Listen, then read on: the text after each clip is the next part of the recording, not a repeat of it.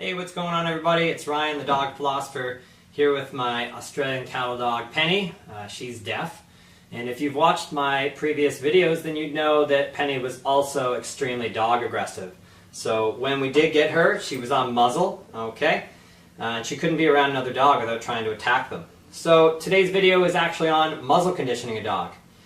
Muzzles can be a great tool for getting you through the tough times of the dog. So if you've got a dog that's human aggressive or dog aggressive, a muzzle can be a great tool to get them socialized, okay?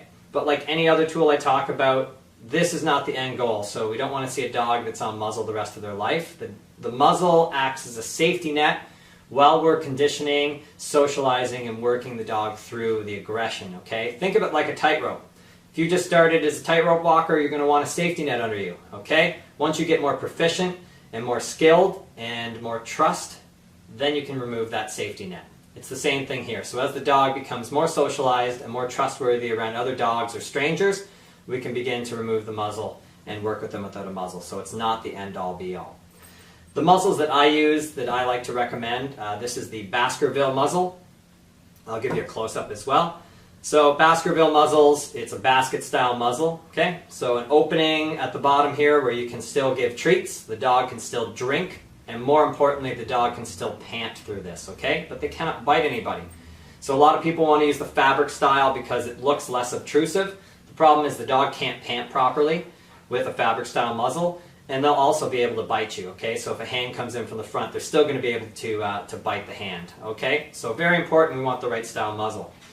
The other thing that on a muzzle that's very important, so on Penny's right now, she does not have her top strap on, all right? Because as I work with the dog and they become more trustworthy, I will remove the top strap. So there is a top strap that comes on, all right? The way the top strap is going to work is when the muzzle is on the dog, you're going to take the top strap and put it through one of these holes, okay?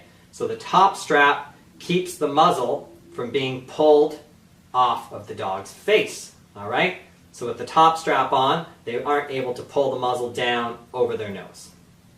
All right, the other thing that we need to use is a flat buckle collar. So muzzles come with a little loop here at the bottom.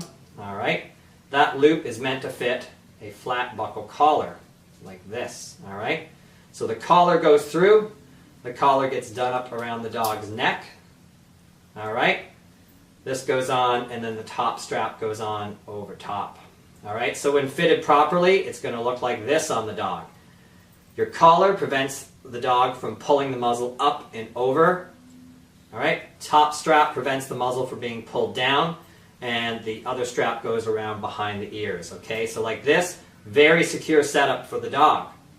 All right, I have seen these fail when all of these precautions aren't put into place.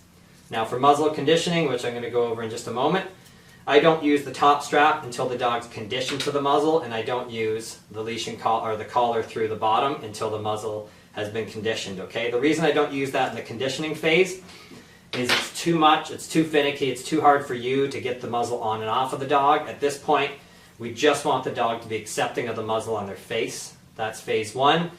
Phase two will be getting the strap over the back. Once they can have the muzzle on with the strap on, then we'll worry about putting on a collar on the bottom and the top strap over the top. Okay, so we're going to get to work here. One last thing to note is I get a lot of people when I work with aggression cases that say, oh yeah, I got the muzzle on, but the dog hates the muzzle, or they spend all their time trying to get it off. I haven't met a dog yet that likes a muzzle. It's the same reason they don't like head harnesses. Dogs don't like things on their face. They will probably try and get it off. Okay, so the end goal is not that the dog loves this, the end goal is the dog accepts the muzzle so that we can work them through, okay? And we always want to get them off of this. But be mindful. I have seen dogs that after several weeks seem fine on a muzzle, and the first time the muzzle comes off, they try and attack another dog, okay? So dogs aren't stupid. Dogs know that when a muzzle's on, that they have no way to defend themselves, so often dogs will act differently when a muzzle's on, and will act differently when a muzzle's off, okay? So it can be tricky to train them through stuff when they're acting a little bit differently, but that's the method that we're going to use, okay? So that's the Baskerville muzzle. Any basket style is preferred, and let's get to how to condition it to the dog. Okay, day one of muzzle conditioning. First thing I'm going to do with my muzzle is I'm going to get it out. I'm going to show it to the dog. I'm going to give a treat. You're going to do that 10 or 15 times today on day 1, okay? That's the only goal, is when this comes out, my dog should think, treat. Awesome. Okay, great time to use good food rewards. If your dog has a regular treat that they love, maybe ramp it up a little bit. So if they just get kind of the Zooks Minis that I use, might be a good time to bust out cheese for once. Okay, maybe some chicken wieners, maybe some liver treats, but you want something really high value, so when they see this, they think high value treat, and they really enjoy it, okay? All right, so day 2. Day 2, repeat the same drills from day 1. Check it out, Penny. Penny's deaf. I know she can't hear me. I'm going to show the muzzle to the dog and reward. At this stage 2, day 2, I like to use the muzzle to massage the dog. Okay, so something I picked up off of, actually, Cesar Millan. So we want the dog to think that this is just a great tool, that when the muzzle comes out, they're just going to get a massage. Okay, you can pet the dog with it. And this is just another trick to building a really positive association with the muzzle. So again, they don't even see it as a muzzle yet. They just see it as a signal for a reward, and now they're seeing it as a nice massage. Okay, day 3. Day 3, we're going to repeat the drill from the day before. Muzzle comes out. Dog gets the treat. Dog gets a little massage with the muzzle. Okay, after that, you're going to take high value reward, and you're going to place it in your hand in the muzzle, so that the dog now has to get the reward from the muzzle. Okay? Something that works great here is peanut butter. So you can smear a little bit of peanut butter inside of the muzzle. The peanut butter takes a lot longer for the dog to get out. Okay? So we'll try it with Penny. We're going to put just a little bit in here. So for a dog, you could try a treat first, but for a dog that's a little leery about the treats, all right, you can try this.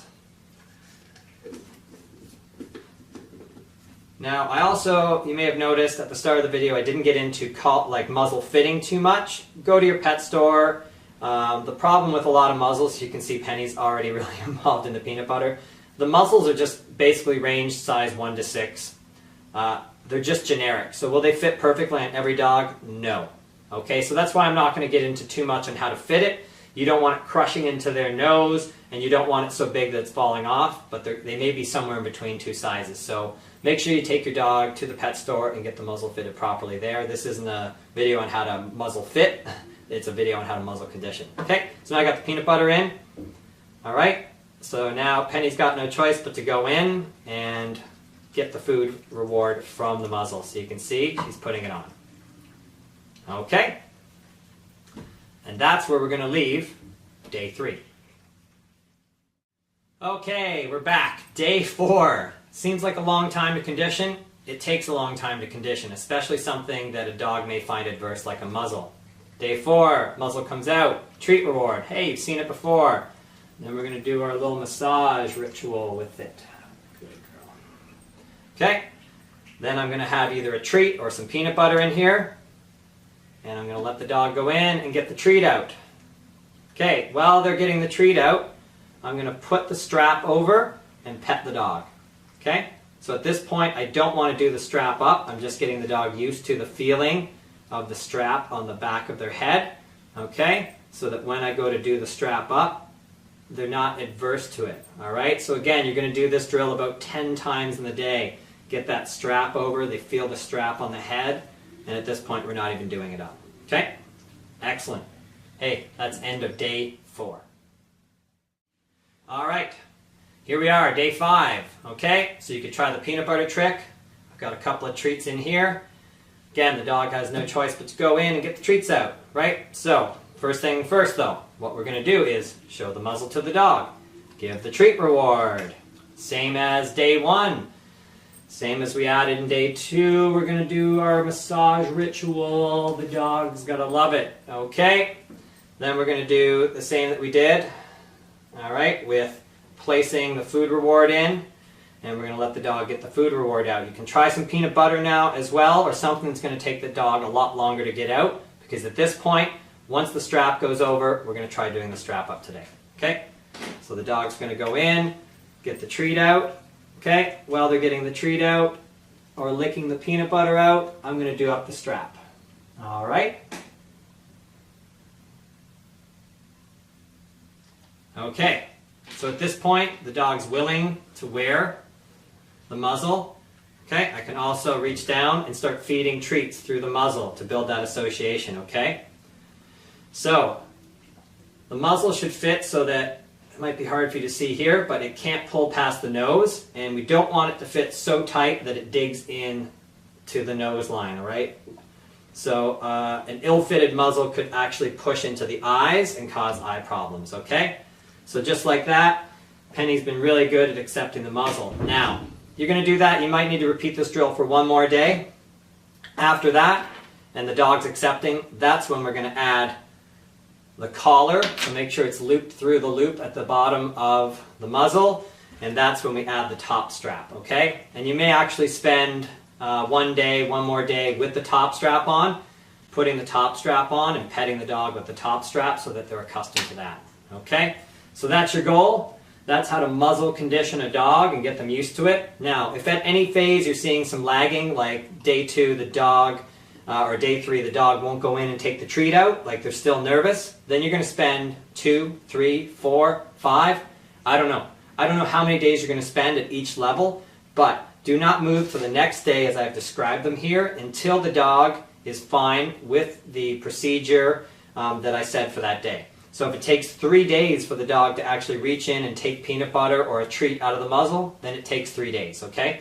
We've got to be very careful here. We don't want to build an adverse reaction or thought process from the dog to the muzzle, okay? Because that's going to already set us back. So the end goal, even if it took you 2 weeks to muzzle condition a dog, the end goal is we really want the dog to willingly accept the muzzle on their face, and we want it to be a positive experience. That's the key, okay? The dog should see having this on or putting the muzzle on as a positive experience, even if they don't like it so much when it's on. All right, so again, this doesn't replace working with the trainer. If you've got aggression issues, please don't just assume you can slap a muzzle on and start working. Training's about so much more: experience, timing, the proper methods. Please contact a trainer in your local area and work with them. But this is meant to at least show you how to get a muzzle onto your dog should you need to, okay? Good luck. Let me know if you have any questions.